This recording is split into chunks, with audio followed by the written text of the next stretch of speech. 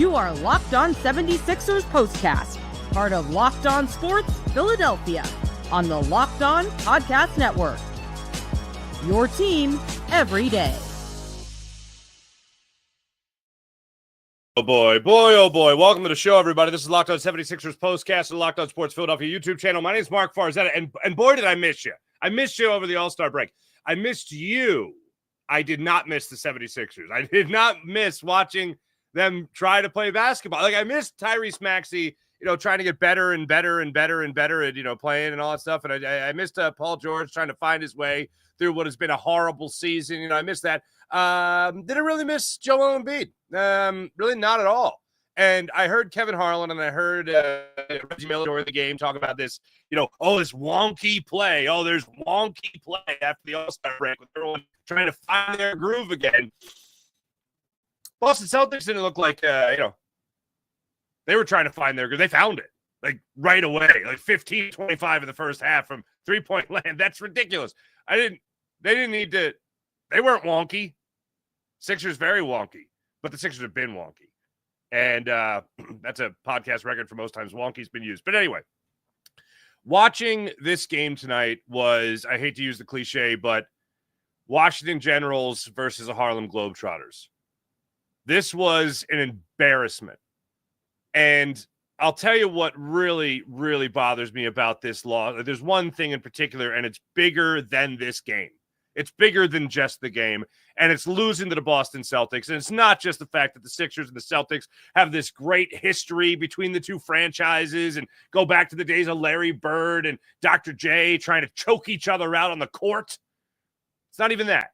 It's actually recent history that drives me the most crazy about this. And, yeah, it has a lot to do with the Celtics winning a championship while the Sixers haven't even got it out of the second round. But we'll get into that in the show tonight. We'll get into it looked like at one point in the fourth quarter, some fan won a contest and could play for the Sixers. That was great. And then also how the Let's Go Celtics chant started out at the Wells Fargo Center after this game, where the Sixers not only lost, but trailed by as much as 29 points to the Boston Celtics.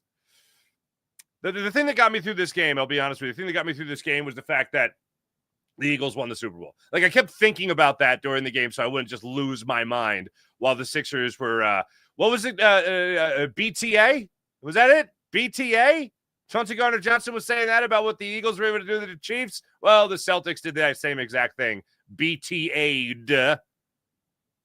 Philadelphia 76ers. But hey, anyway, welcome into the show. This is Locked On 76ers Postcast on the Locked On Sports Philadelphia YouTube channel. My name is Mark Farzetta, and this particular show is brought to you by the great people at FanDuel. Today's episode brought to you by FanDuel. Right now, new customers can get $150 in bonus bets if your first $5 bet wins. How exciting is that? Also, your first podcast, that's right, your favorite podcast now has a newsletter. Introducing Locked On 76ers Daily Newsletter, one-stop shopping for ultimate team and league coverage delivered right to your inbox. Sign up for free at LockedOnDaily.com. That's LockedOnDaily.com. Start your day with the all-new free Locked On 76ers newsletter. Let's start it off with three big things. The number one thing for me is what bothers me the most about this loss, and it's really every time you lose to the Celtics, whether it's you get blown out tonight like you did, or it's the Celtics come back from being down 36 points like the last time these two teams played each other, and the Celtics just went, no problem, and then blew the Sixers away in the fourth quarter. What really bothers me about this particular loss and losing to the Celtics in general is that the Sixers have gone back into and have been in this purgatory/limbo that they were in prior to the process. And just for the sake of all clarity, the process is over. Like, let's just acknowledge that. Okay, the tanking is over. They tried to win. Once you tried to win, the process was over. So with all that being said, we went through as a fan base this horrible, horrible era of basketball. Whether you were a Hinkiite, whether you were pro-process, or whether you were totally against it, as a fan base, we all went through it. And the goal was to come out on the other side truly competing for championships. And yet, as I mentioned earlier, you still haven't been out of the second round of the postseason. Same was true for every team since Allen Iverson took the 76ers to the finals against the LA Lakers. All right. 20 plus years ago. So you went through this horrible era of basketball. You put all the chips in and say, all right, we're going to ride in here. We're going to put them all in the middle of the table. We're just going to let it ride. And you did all that while going through 10-win season, 17-win season, 18-win season. You know the history there. But while you did all that, not only did the Boston Celtics lap you many times over while not going through that same type of process, but not even close. Not only did they lap you in the process, but they got stud young players in which they developed, stud young players that actually wanted to win basketball games and already knew how to win and then learned how to win even tenfold when they went to the Boston Celtics. Not only did they get those guys, but in the, no pun intended, process, they pantsed you. How fun is that? So when you even think for a second about going through that process and what it took. And when I reference being pantsed, I reference Jason Tatum with the Celtics. And whether or not you agree or disagree that Tatum would have been available or the trade wouldn't have happened, whatever. Even if you believe in that, forget about it for a second. They got the better player thanks to a trade with you. They still were able to move back. You moved up, and they fleeced you in that deal for the Markelle Fultz, Jason Tatum deal, okay? Even in that process, they still got the better of you. Just like they did throughout the entire process. So when you lose, like you did before the All-Star break to the Celtics, where you blow that huge lead, or you lose tonight where you trail by as much as 29 points in the game, and your best players barely play in the fourth quarter, and Joel Embiid doesn't play in the fourth quarter. I say best players in quotation mark. For the people just listening on the podcast, I just did air quotes on playing. Played in the fourth quarter. Tyrese Maxey played a little bit.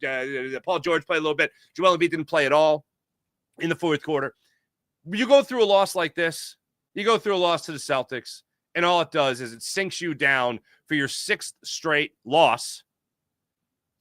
All it does is just remind you of the pain that was and the pain that is going to be for quite some time. And as much as I'm high on Tyrese Maxey, as much as I'm high on Jared McCain, as much as I'm high on some of those young guys, as much as I'm high on that, I just can't buy into this team.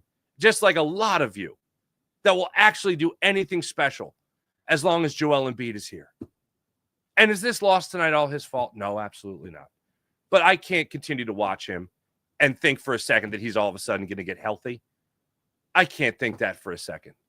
And I don't want to just brush aside the fact that the Celtics were on fire tonight from beyond the arc, and we'll get to the numbers specifically in a second. But watching all this break down tonight the way it did, it was embarrassing. And I'm watching Joel Embiid down on the blocks get bullied by Jaylen Brown. And Jaylen Brown's I'm not dismissing him as he's not minute. He's 6'6". But Joel Embiid gets him on the blocks. Have your way with him, son.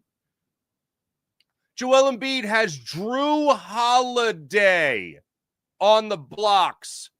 Take it to him, son.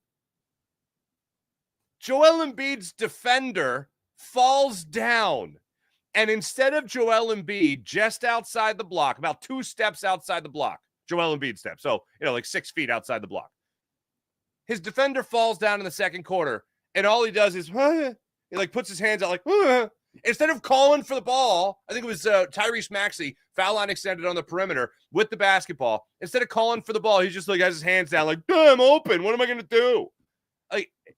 That is some weak stuff. And tonight, more than ever, you saw him play into contact. He gets a rebound under the basket on the defensive end. He wants to take it coast to coast. Dude, if you're still mending that knee, if that knee is trying to mend and you're still trying to play yourself into shape, if you're still, sorry for using this word, trying to ramp up, that ain't how you do it, man. Get down on the blocks. Concentrate on facilitating. We've talked about this a lot throughout our postcast throughout this season. There's that point in every game with Joel Embiid, especially when he's coming back from injury, which is often, where he looks like, and tonight you didn't see it. You didn't see a point with Joel Embiid tonight, he's got it. But tonight you're watching him and you're going, all right, he obviously doesn't have it. He's got, 13 points in the first half. 7 of them came from the free throw line. So, okay, he was playing to contact, as I said. He was playing for the foul, as he usually does. But you're seeing him hit a little bit of a wall, and you start to see him take those shots from the top of the key. You start to see him bail out defenders with those little jump shots instead of going hard to the rack. So you're seeing all that play out. And instead of continuing to hoist threes or shoot from the outside, try to, in your mind, downshift into a facilitator. Instead of trying to be overly aggressive or making mistakes, or still trying to be somewhat aggressive, I should say, with those outside shots, set up your teammates. Play the facilitator. Do the thing you talked about that Joker does that you said you were going to do more of, and you should, and last year you actually did it. Now's the time to take that to the next level. Trust Tyrese Maxey a little bit more. Get him on a backdoor cut. I saw him with a great setup to Kelly Oubre in the early goings of the game. Do that more. And I think we'll see whatever the best version of Joel Embiid is left in Joel Embiid for the remainder of this season. And, oh, my goodness gracious, God forbid the rest of the year, or excuse me, rest of his career, excuse me. I think that's the best version of what we'll see. He needs to realize that right now, especially, and this is probably him for the rest of his career, he's a 20 points per game. He could be an 8 assists per game type of guy. He can be that facilitator. I'm not going to go so far as all of a sudden he's going to, oh, look, he's going to have triple-double after triple-double like Joker. Not like that. But that's the best chance you have of getting whatever is left of Joel Embiid. Because the MVP years certainly seem like, in terms of competing for an MVP, those years seem like they are a million years ago in the version of Joel Embiid that we're watching right now. As much as I'd love to believe that it was just the Celtics shooting the lights out of the Wells Fargo Center and it was a wonky game, to go back to that word that I heard time and time again from Harlan and Miller, this is who the Sixers are now, especially if they're going to go up against the Boston Celtics. Hey, play the Bulls. Yeah, maybe you have a shot at making that play-in tournament. Hey, play the lower echelon teams in the NBA. Just keep doing that. Do you want here's a question I'm going to ask for in the chat here. Here's the question, all right? Here you go. Do you want the Sixers to even try for the play-in tournament, or you just want to pack it in and try to get a top 6 pick? Just pack it in. Just want to pack it in, or you want to go for a top 6 pick? Or pack it in and go for the top 6 pick, or you want them to be a play-in tournament team? Because I'm a little split on something, and I'll get to this in a second, but I gave you one thing of the 3 big things. We'll give you the 2 big things coming up in a second here. All right. Coming up, here's what we'll get to. We're going to get to your comments. Coming up, we're going to get to one thing in particular that stuck out to me about tonight's game that maybe I don't even want to say made me feel good, because I just feel awful after a game like this. I also want to remind you that the Eagles won the Super Bowl, so that was fun. The parade was great. I was down there. It was incredible. We'll get to all that. Celtics chance at the Wells Fargo Center. Makes me feel gross.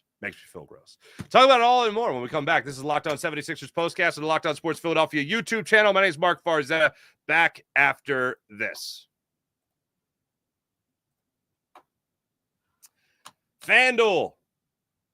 When the game tips off, NBA action is getting started, and there's no better place to get in on all the action than FanDuel, America's #1 sportsbook. With FanDuel, you can place live bets throughout the game, so even if you miss the opening tip-off or you want to bet on the fourth quarter comeback, you can stay in the action with FanDuel. And if you're looking for a bigger payout, you can even combine your live bets into a same-game parlay. It really makes some. I love using FanDuel for live betting. Their feature is incredible because it keeps every moment of the game exciting, whether I'm backing my own team for a late game rally, not tonight, or I'm picking a player to hit a clutch 3. I never feel like I miss a chance with FanDuel. Plus, the app is easy to use, and when you win, you get paid instantly. Right now, new FanDuel customers can get $150 in bonus bets. That's $150 in bonus bets if your first $5 bet wins. Just visit FanDuel.com and join today. That's FanDuel.com for your shot at 150 smackaroos in bonus bets, that is. Make every moment more with FanDuel, the official sportsbook betting partner of the NBA. I glossed over a couple of stats. I want to make sure I get that into you guys for the Sixers in their 124-104 loss to the Boston Celtics. Here's what happened tonight. The main story of the game here is that the Sixers shot 20% from 3. That's 20.5, actually. Don't want to miss off on, half 3. But 8 for 39. They were 8 for 39 from 3 tonight. while the Boston Celtics were 24 of 54 from three for 44.4% from beyond the arc in the early goings of the game tonight. Oh, my goodness. You're talking about a Celtics team that at the half was shooting 60% from three, 15 of 25 from three-point land. And tonight, the number one culprit for the Sixers was Peyton Pritchard, who absolutely shot the lights out tonight against the Sixers to the tune of 28 points, including hitting 8 of 15. 8 of 15. One guy. 8 of 15. Peyton Pritchard just shot the lights out tonight at the Wells Fargo Center. So, yeah, that was terrible. So, if I had to give a player of the game, Peyton Pritchard would be the player of the game for what he was able to drop in tonight against the Sixers. But, again, it was a 124-104 loss. There was, as I mentioned, there was one little tiny bright spot, if you will, tonight. And I don't even want to call it a bright spot. I'll call it something nice to see. Here's the good news. The 76ers tonight got blown out throughout the evening. I mean, that's just what happened, all right? I wish that's not the case, but throughout the evening, they just got owned. They only face the Celtics one more time, and that's coming up in a couple of weeks, March 6th. They'll face the Celtics again, and that one will be in Boston. That'll be another nationally televised game. That's the good news. You only face them one more time. The Sixers are going to have about 25 games left to try to climb. And I believe that they are going to attempt to climb into that play-in tournament.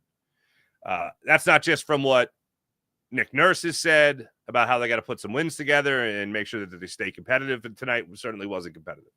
But the good news is they don't have to see the Boston Celtics after March 6th again for the rest of the year.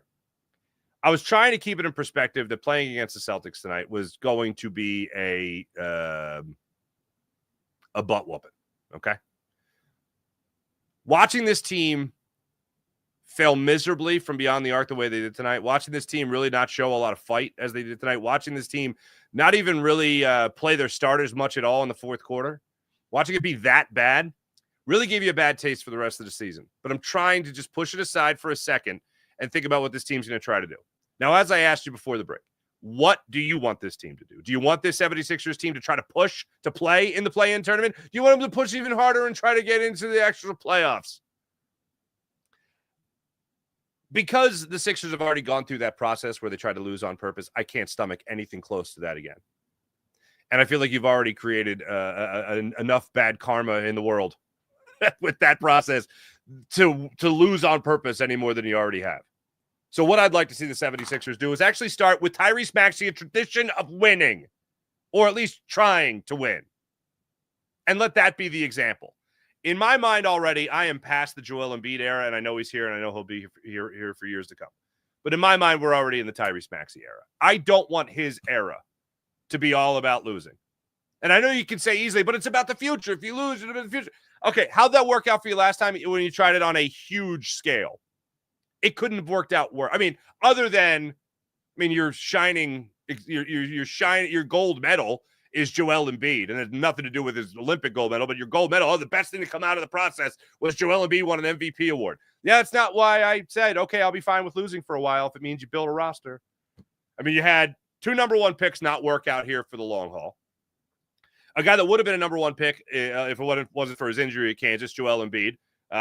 He's worked out to the point of an MVP, but he hasn't worked out to the point of getting you past the second round of the playoffs, which, again, is exactly where Doug Collins took you a year before the process started. So I can't take any more, let's just pack it in and lose. Let's just tank for the rest of the season. Can't do it. So for me, I want the Sixers to keep winning. Keep winning? I'm sorry. I want the Sixers to start winning. I want the Sixers to try to win. I want Tyrese Maxey to try to win. I want that to become the culture of the Sixers. Not more of, let's just lose on purpose because maybe it'll help. No, it didn't help us in the past. Why is it going to help us now? So to answer my own question, I'm out on the idea of trying to pack it in and lose. I'm out on that idea. But let me go back to this. I was a little over the place. Excuse me. One thing that I liked seeing tonight. I'm, again, not counting a lot on Joel Embiid to do much for this team. I do think that there's a little bit of hope when it comes to Paul George and Tyrese Maxey running a bit of a two-man game here with the Sixers.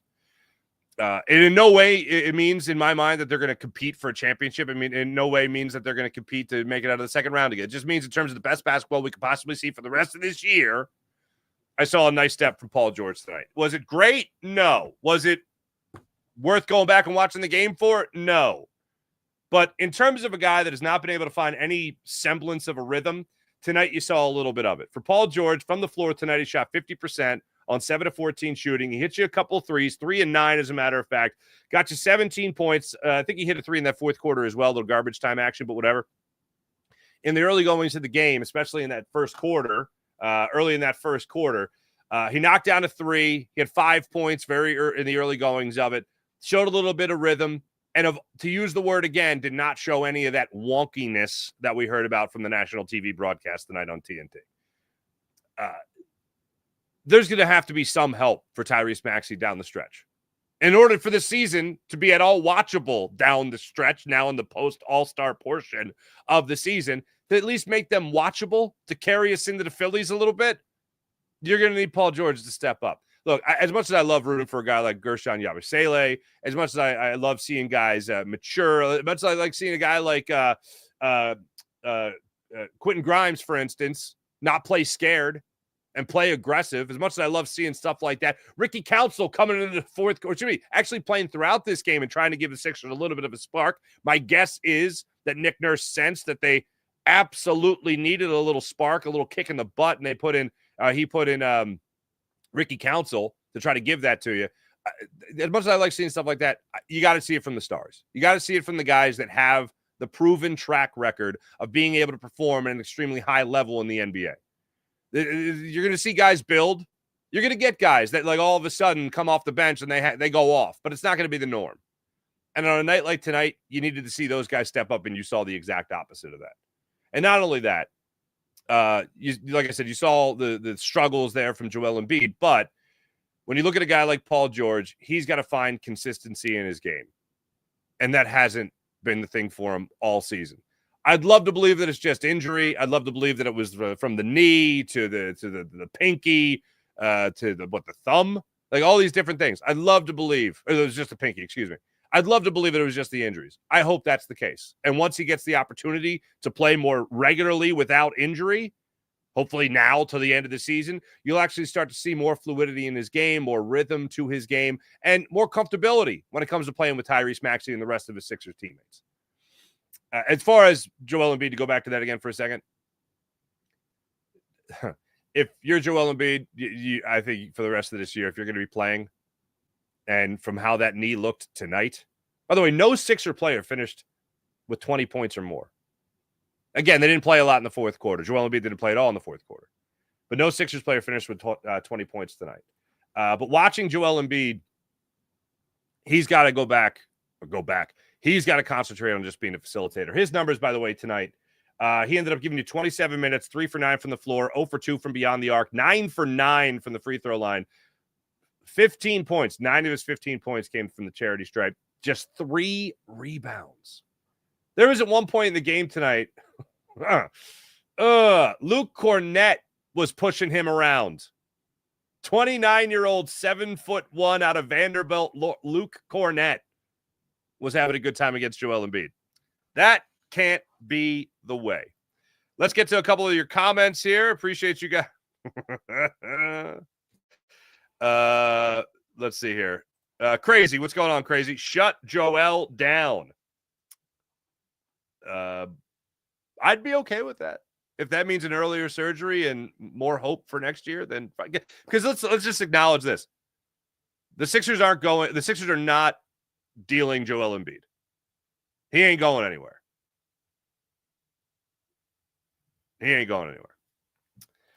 Sir Sketchable, Joel Embiid to the Phillies for Castellanos. I had this conversation with Greg Murphy actually the other day of the Phillies broadcast. I feel like there's a lot of AJ Brown and Nick Castellanos. But obviously AJ Brown's better. AJ Brown's a lot better at his job than Nick Castellanos is at his job. Let's just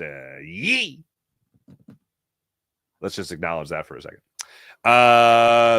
MPTR Farzi, the season is still young, 27 games to go. I still predict that the Sixers are going to make the play-in tournament. I've been saying that pretty much all year. I'm going to stick to that. I feel with Tyrese Maxey, Paul George, and a facilitating Joel Embiid, they'll still make the play-in tournament.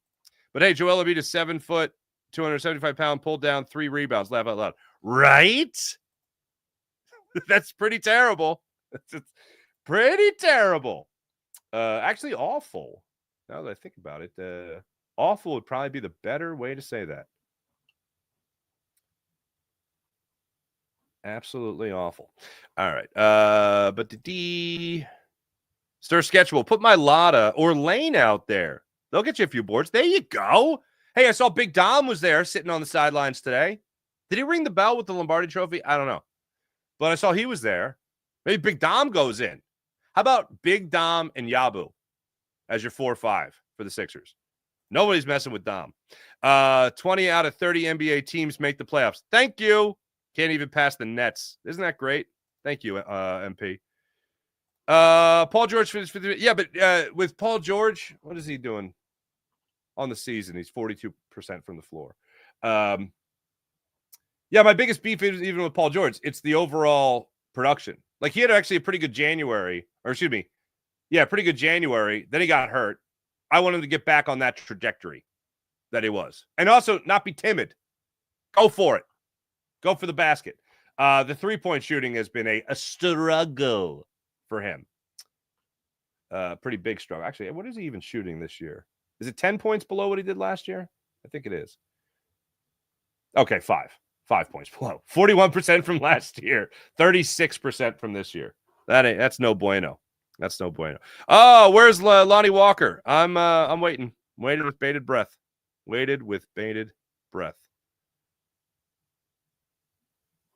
Sir Sketchable Fars, you see the guy at the Super Bowl wear the Thibault jersey? You're damn right I did.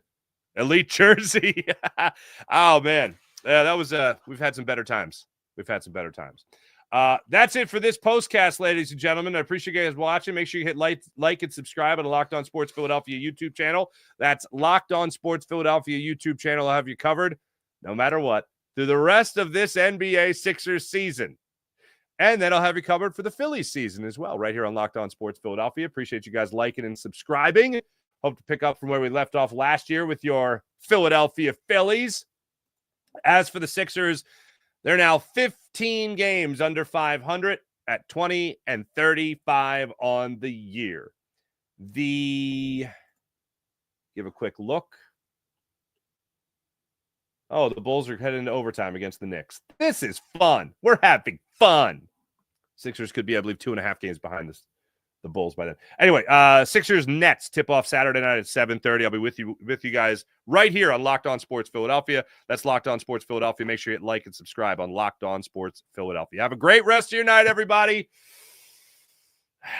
Let's hope that we're talking about a Sixers win Saturday night when, yous guys and me catch up again for another Locked On 76ers postcast. Thanks, everyone. Have a great rest of your night. See you then. Bye.